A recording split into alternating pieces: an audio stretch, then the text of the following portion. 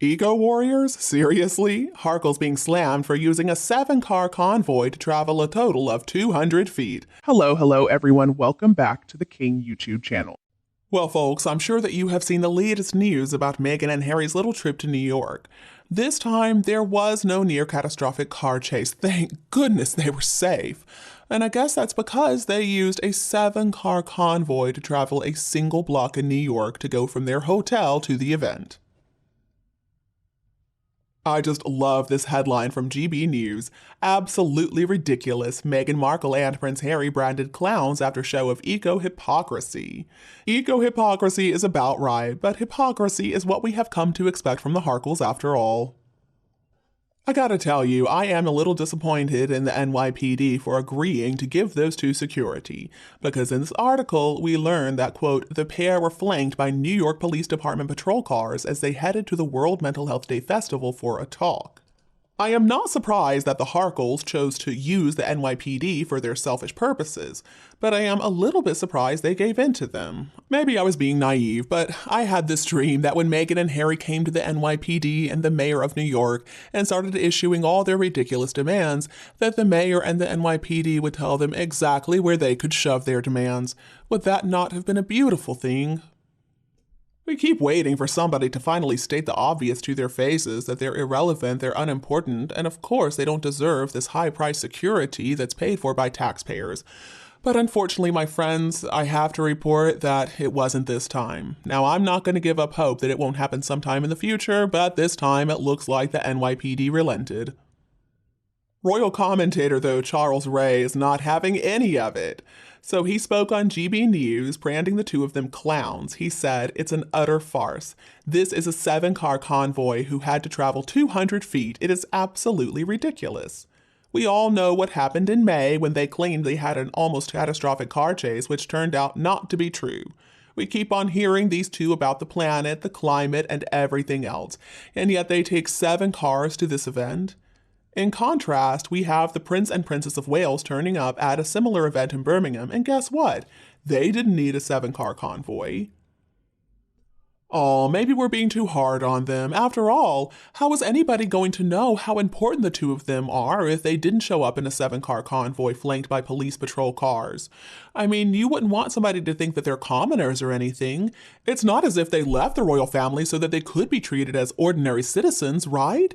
That's not what they wanted. Oh, wait a minute. At this point, guys, we just have to laugh. I mean, the hypocrisy is out of this world. It's like nothing I have ever seen. And also, it's just funny to me because they really did claim they wanted to be treated like ordinary people, that they didn't want all the fuss, they didn't want the attention, they just wanted their privacy. And look at what they have done in the 3 years since they left the firm. They have done nothing but court media attention. They have done nothing but whine about security and also try to make up reasons that they really need the security. They never wanted privacy. Why did they even bother saying that in the first place? So then they asked Mr. Ray on GB News if maybe Meghan and Harry were a target, and maybe the police made the decision for them. But Ray made a pretty good argument. He said only 3 cars were necessary. Quote, there is no justification for 7 vehicles. Well, of course, there's no justification for 7 vehicles. Let's think of some possible reasons why it had to be 7. I would love to know if William, when he was in New York, traveled anywhere in a convoy of cars. I mean, he probably didn't. But maybe Harry heard that William got a convoy of 6 cars, so he and Meghan had to one-up them. They needed 7, because let's remember, Harry is more important than William.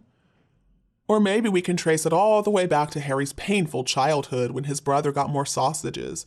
Maybe one time his brother got 7 sausages, but he only got 5. Well, he's gonna show him who's who now. I would love to know too how that conversation went.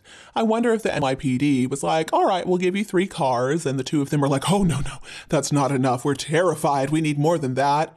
Okay, 4 cars? Oh no, I'm sorry, that number is still too small.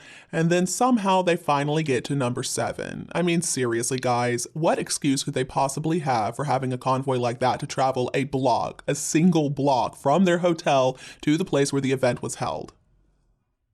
Most of us would have walked that single block. I mean, it's not far. I guess, though, after the last time they were in New York and they experienced that near catastrophic car chase, they couldn't take any risks. But let's think about what the Harkles have said in the past about how we need to reduce our carbon footprint. So Harry has said that climate change is one of the most pressing issues facing us. That's what he told Oprah during their 2021 interview. And he said that he wanted to make climate change one of his top priorities. Well, whatever happened to that, Harry? I guess you just like to talk a lot of talk, huh? And then, in that 2022 speech he gave at the UN to an empty room, he urged countries to take action, saying, "Our world is on fire." Well, really, Harry? Our world is on fire, and you're going to drive around in a convoy of 7 vehicles? Somehow you think that's acceptable? I guess it's not enough for them to fly around the world using private jets only, and it's not enough for them to drive around in gas-guzzling SUVs. No. Anytime they go anywhere, even just 200 feet, they need a convoy of 7 gas-guzzling SUVs. But let's not forget, they are eco-warriors. They're the ones fighting the good fight. It's our fault that the world is on fire, as Harry puts it. It's more of the same old BS we've heard from them time and time again, do as we say, not as we do, because they believe that it is our problem to fix. See, they're above it all. They do care about making the world a better place, but a better place for themselves. They don't care about us. Alright, so just for fun, let's play a little game, and I want you to play with me in the comments section too. Let's imagine what the perfect world would look like. The perfect world for Meghan and Harry, of course. I'm not talking about for us. Well, first of all, freedom of speech would be out the window. I mean, Harry has called the First Amendment of the U.S. Constitution bonkers, so I'm sure he and Meghan immediately would get to work silencing all of us. And yes, I am talking about us specifically. We would probably be some of the first on the chopping block. Only positive stories about the Harkles would be allowed to be printed, and only negative stories about King Charles and Camilla and William and Catherine and the rest of the family too. Maybe they would allow Eugenie some good press once in a while, but only if she acted right. Next, the word truth would be redefined in the dictionary. Right now, if you look up truth in the dictionary, one of the entries is that which is true or in accordance with fact or reality. Well, they would have to strike that out immediately and replace it with something like, oh, I don't know, whatever Meghan is saying right now, subject to change. And because Harry and Meghan have to prove that they really are so much better than the rest of the family, they would name themselves King and Queen, but not King and Queen of Britain and the Commonwealth. No, that's not good enough. They would be King and Queen of the entire world. And if anybody dared to disagree with them, well, of course they'd just be silenced, which in their world would be incredibly easy to do. It would be a world in which all designers would be expected to send their latest designs directly to Meghan Markle for her to wear. And don't worry about altering the clothes to actually fit her body, because let's remember, she looks perfect in everything. It would be a world in which all paparazzi were dispatched to go and take as many photos of them as they possibly could. And while those paps are taking their photos, the two of them are going to be shouting for their privacy, complaining that they just can't get any peace because everybody loves them so much and everybody wants to see them. Everybody wants a piece of them. Oh no. It would be a world no longer based in reality. Instead, it would be based on the fantasy that is playing on a loop in Meghan Markle's head.